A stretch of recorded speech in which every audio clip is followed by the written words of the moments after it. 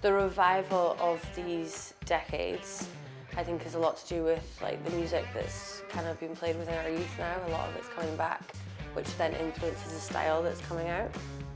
My 50s inspired vibe is rockabilly androgyny. I didn't want to go down the classic kind of Marilyn Monroe like kind of esque finish, and started looking like a little bit more men's hair.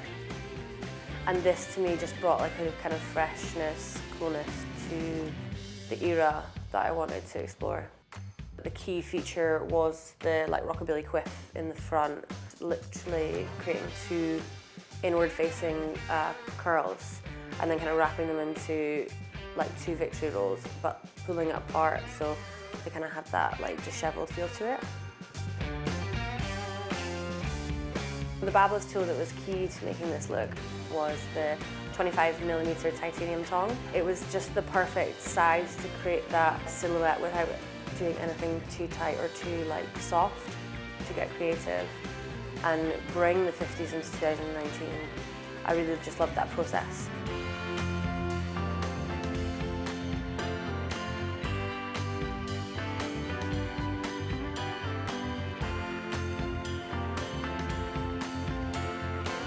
My modern 70s mood is Debbie Harry. The 70s has influenced a lot of our lives over the past couple of years, whether it's been hair textures, wardrobes, or even our interiors. So yeah, it was really nice to kind of reinvent a look from that decade that really inspires me and I would absolutely wear myself. And I knew that I wanted to focus on like the punk feel. You know, my whole collection had an entire kind of rebellious feel to that today. Two BaByliss products were actually vital to making that look. The 32mm tong and the 25mm tong, I just kind of followed her natural texture, embossing the shape as I went along. L'Oreal's Sauvage Panache just gave it that kind of dustiness that really allowed us to kind of play with texture.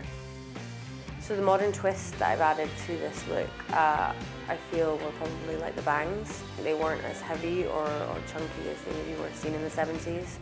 And it's something that we're seeing, you know, day to day in our salons.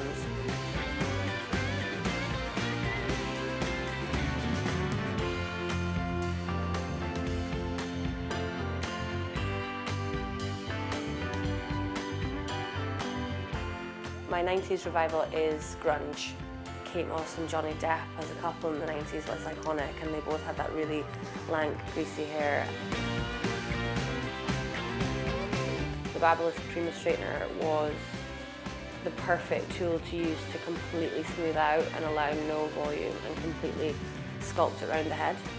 But the way I added in a modern twist was just adding in a chopped up micro fringe and just give it a little bit more of an editorial feel.